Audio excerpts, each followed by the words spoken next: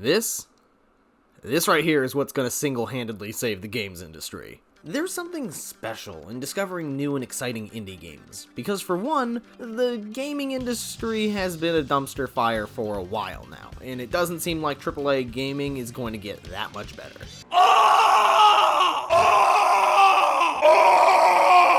And two, you get to support small game developers, helping them create more unique experiences, while also not selling an arm and a leg for something that'll end up being yet another Ubisoft open world experience, or the next Concord.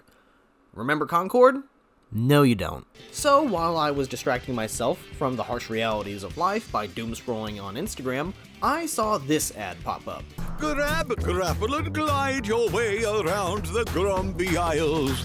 3 distinct islands inhabited by the Grumbies, a peculiar bunch. And right then, I knew I had to learn as much about this game as I possibly could. And after a tiny bit of research and a well-timed Steam sale, I got my hands on Completely Stretchy, a 3D platformer set in the Grumpy Isles, where you play as a guy, getting ready for another day at work. Riveting. But after an accident turns you blue and gives you the powers of Mr. Fantastic, you're tasked with collecting all of these little dudes who look like they'd fit perfectly in a Studio Ghibli film and getting the local power plant working again. Yeah, I know this is a strange as hell game to be talking about, but I think it's just neat, and supporting small developers like this is good. Immediately, the first thing that'll probably catch your attention are the interesting locals. The Grumbies, as they're called, are the inhabitants of the Isles, and the individuals you will be interacting with for the whole game. They come in various shapes and sizes, all with their own quirks that make them special, besides the ones that'll straight up call you hideous and just ask, "Why are you blue?" The many other citizens all have something to say, from quippy dialogue, movie references, or just the strangest shit ever. All of them are full of personality and give the world such a unique vibe. And in ways, they're almost like a collectible themselves. With all the weird and wacky stuff you can get these guys to say, it almost incentivizes you to check out more of the islands without necessarily progressing in the game as a whole.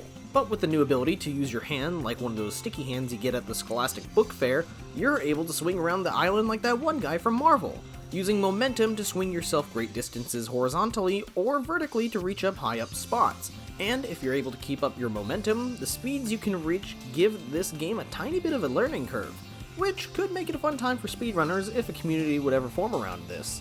While your main objective is to find these little guys scattered across the Isles, and they will be scattered out in the open many times, you're also tasked with helping out the local townsfolk with their own issues, like a babysitter losing the kids, needing you to help find them, to illegal street racing.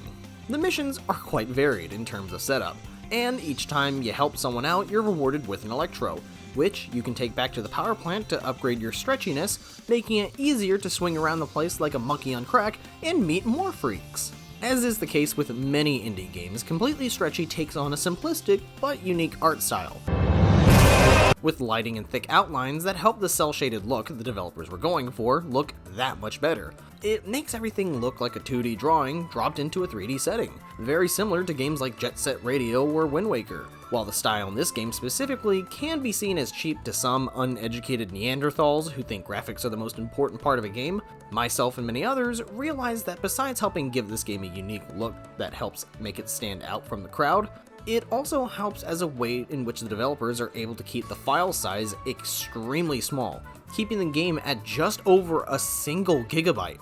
Because let me be honest here, I don't think we needed to see Grumbies in 4K high-definition ray-traced enabled glory, as funny as that could be. Plus, with the game taking place across 3 separate islands, urban, nature, and industrial, which you'll travel to the further into the game you get, the setting never gets stale, as each area provides different atmospheres, characters to talk to, and things to swing around on, with the nature island being very relaxed, with some open spaces, mountains to scale, and trees scattered around, all colored with soft purples, grays, and greens, while the industrial island is nothing but buildings of all sizes covered in oranges and reds, workers hanging around, and construction equipment everywhere. Now, like I said before, the movement is super fun, and being able to swing around like a Rick and Morty character with Spider-Man powers is a joy in these little areas. But there is a small catch to them. You only start off being able to use your stretchiness twice before needing to recharge, which you only do when you land on the ground. In the early game, this is a massive pain in the ass, as the level of stretchiness you have also correlates to how far you can reach stuff, meaning you won't be able to swing around from building to building as seamlessly as you'd hope until later in the game. You'll be overestimating your grabbing distance all the time, leading to you constantly looking at something, trying to grab it, realizing you can't, then just walking up to it instead, which will just make you feel like a jackass more than anything else, even making certain quests, like this series of ones you're supposed to do without touching the ground, more challenging than they probably should be. And the game is short. Like, 5 to 6 hours short. 7 if you're going for completion. So by the time you have enough stretchiness to feel like Spider-Man, the adventure is nearly over. And depending on what your patience level is, sometimes the quests can feel a little repetitive, since a majority of them at the end of the day are fetch quests, needing to grab a certain amount of something and then bring them back to the quest giver. Like find 3 missing children, collect a certain amount of ingredients, find 4 hoverbike parts, etc, etc. Even the main objective of capturing Electros is just a massive fetch quest on its own. But for a game like this, it isn't aiming to be the most content-packed, detail-oriented game rivaling Skyrim.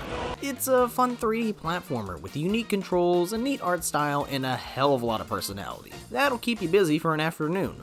With that all being said, however, the game's current asking price is $20, which may be somewhat of a hard sell to some people, as both the repetition and short game time make that price seem pretty steep. If that's the case, then I'd suggest waiting for a good Steam sale to pick the game up. For everyone else, Completely Stretchy is worth whatever price you're willing to pay, because it's a nice, simple platformer that, while it doesn't provide anything too challenging, does provide a strangely cozy and laid-back experience that'll take you a day or so to finish and complete. So give it a try on Steam, and see if it's something you'd be interested in. It's at least worth a shot. Thank you all so much for watching, take care, and I'll see you in the next video.